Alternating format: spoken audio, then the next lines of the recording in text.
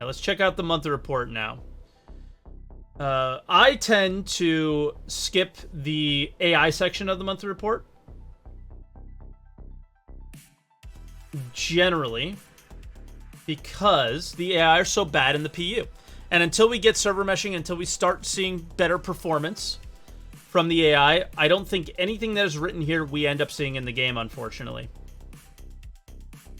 Team tweaked the friendly fire to avoid unwanted damage and fix the calculation used by NPCs to prevent them from shooting when friendly characters are in the way. I don't think that'll happen either yet because, unfortunately, they still might shoot because they might not know we're in the way, right? The key elements of this month were about implementing an automatic way for requesting generation on the area surrounding the players. So this is a big one. This is the one that I'll read. AI tech, because this is planetary nav mesh stuff. This is getting AI onto moons and planets. The team extended the code for navigation links to allow the creation for customized controllers for ship AI. So it doesn't really tell us where we are with this, unfortunately. And when we might see the nav mesh tech finish, and when we might see NPCs and AI on planets. Animation is just more AI behaviors. Character art, fixing bugs. DNA archetype heads. Art ships. So Drake Vulture is in the final art phase. Ares is coming, which I think we get in 3.15.1, so that should be really soon with IAE. Another new ship received its final tints and has bugs fixed throughout. What is that? We don't know. Maybe it's a thing coming with IAE. The UK 3 ships moved through the final stages of the pipeline. The Bandit mergement progress through White Box. The upcoming Mist hulls continue development, with the A preparing for White Box review and the C approaching Gray Box review. Okay, nice. Art weapons. They worked on the Firestorm kinetic size 3 bombs. They concluded the month's mining gadget, proximity mine, and laser trip mine. Are laser trip mines, was that something that was on the roadmap for 3.16? I can't remember. Community team spent the month preparing Lore Day of the Vara. Is that a pumpkin? Holy crap. Somebody made a star map pumpkin. That's awesome. 3.14 postmortem. I usually don't read the community stuff because they usually talk about what they did and just not relevant to the game overall. That's actually sick, that pumpkin. Okay, engine. Last month, the physics team supported the upcoming 3.15 release. Oh, God. Optimized AI code. This stuff I usually just go, I don't know what's going on. Further renders preserves improving the pipeline profile for Gen 12 and other, like, okay, they're just moving more towards Gen 12, but we don't have Gen 12 completed in the game yet, right? Like, a lot of people told me something that we're able to remove the clouds because DirectX 11 doesn't work well with them. When is there a shift?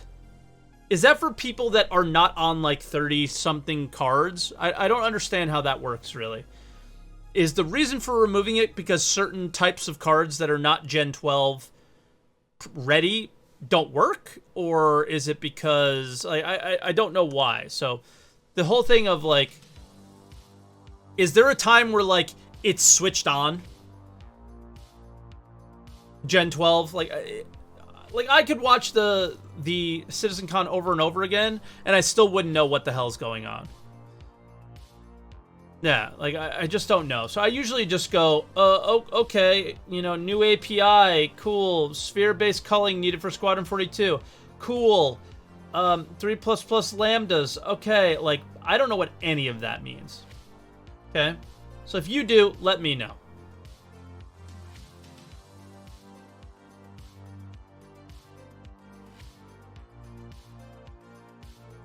Feature, characters, and weapons. Okay, so here's where things that, like, I can understand and how it affects us in the game. Throughout October, features team improved the new player inventory and actor status. So this is all previous stuff, basically. So October, they worked on 3.15 stuff that we already see in the game. Gameplay features. They began their month finalizing the Stream of Thought panel for CitizenCon. Once complete, they focused on the new item kiosk that will be added to sell items back to shops. So they're starting to work on selling, but again, we're not going to see that until 3.17. They finalized technical design documents, began to work on the major cargo refactor, and worked on the upcoming IAE event as well. Imagine if they didn't have to have a big sell event. Maybe they would have had their selling done. Imagine if they didn't have to sell ships. It's unfortunate sometimes they do, but hey, hopefully IAE is cool this year. A fix was added to stop players from losing items stowed in their ships if they hit a 30k. Oh, cool. So that was this team. Nice, nice. Now when a player hits a 30k, they'll be able to respawn with that stuff. Gone are the days of loading your ship up and moving tons. Okay, so yeah, we've already seen that, which is awesome. Feature vehicles. Last month, the vehicle team focused on significant rework of grav lev handling. So they did it last month, but we're hearing about it in the roadmap this month.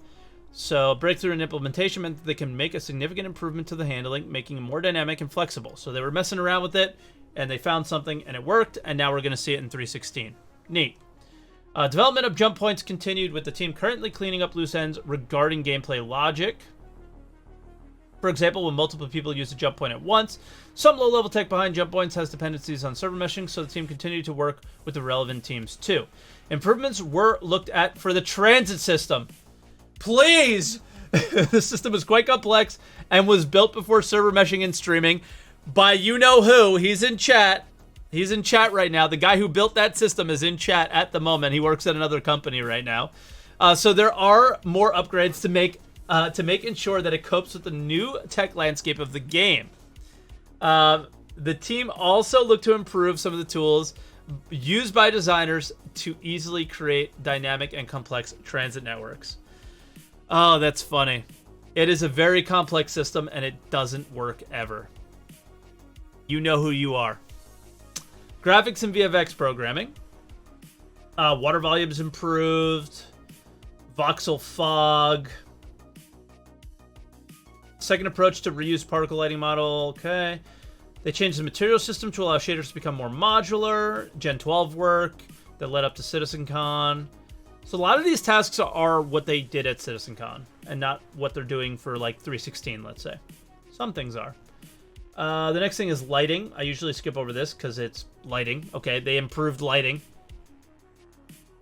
There you go. I read it. Locations. Montreal-based locations team put the final touches on Area 18 Hospital, which will be released in Alpha 3.16, or which is due to. Don't want to make any promises. This involved computing polish tasks, LODs, blah, blah, blah. Alongside this, other hospitals progressed, which is Maria Pierpart, which is Lorville's, Hurston's Hospital.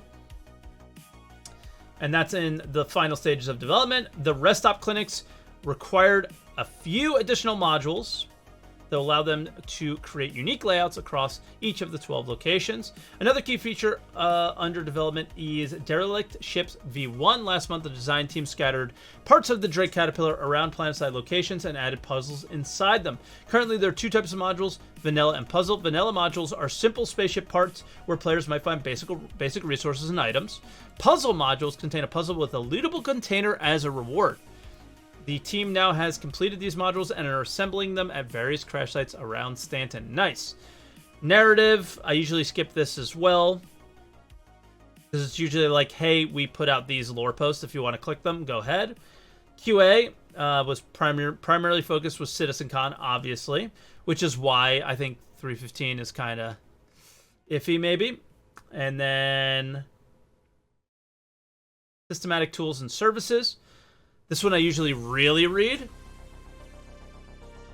Is October system semester wraps up their ongoing economy tools and AI simulation. They're now focused on optimizing for the remainder of the year. The new gameplay feature mentioned last month continued development too. Work progress on intelligent NPC spawning and tracking, with the latter half of the spawning system progressing well.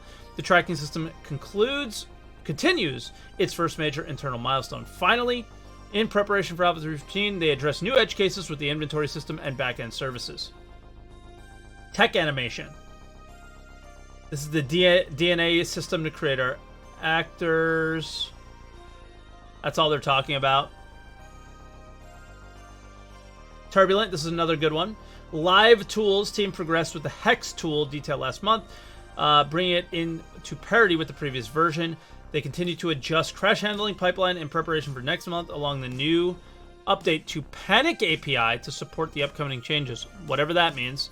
Game services progressed with discipline, ironing out the details pre-testing before we go on with the full QATR.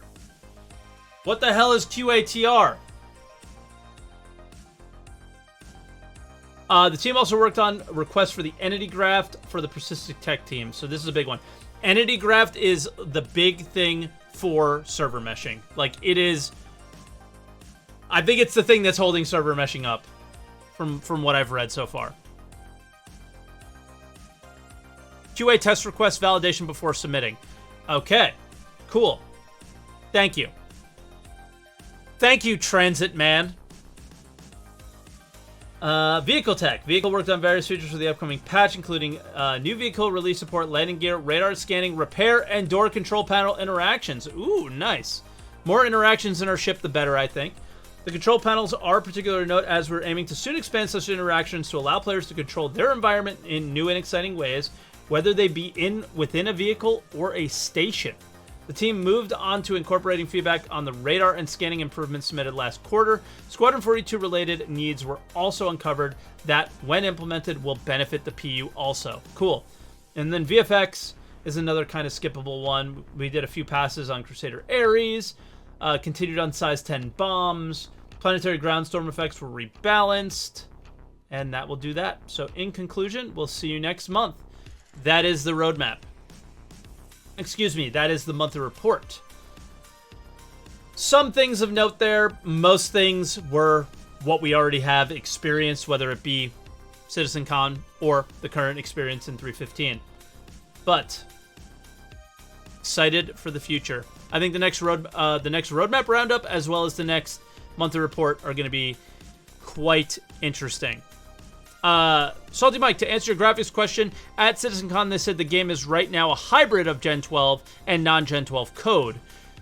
Then Milestone 1 is all Gen 12 code with DirectX, and then Milestone 2 is Gen 12 code with like Vulkan optional. Then Milestone 3 is multi-core optimizations where we get improved performance. Then at some point, when Vulkan works well, they can disable DirectX 11 support. Okay, so we're quite a ways away from that.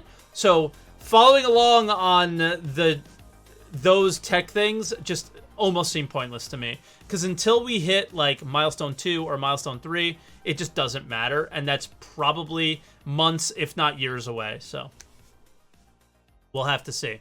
But yeah, that is the monthly report. So I hope you guys enjoyed that. We usually don't go through this on our stream like this. So yeah, we'll have to see. People want me to put it up on the React channel. So that's what we're going to do.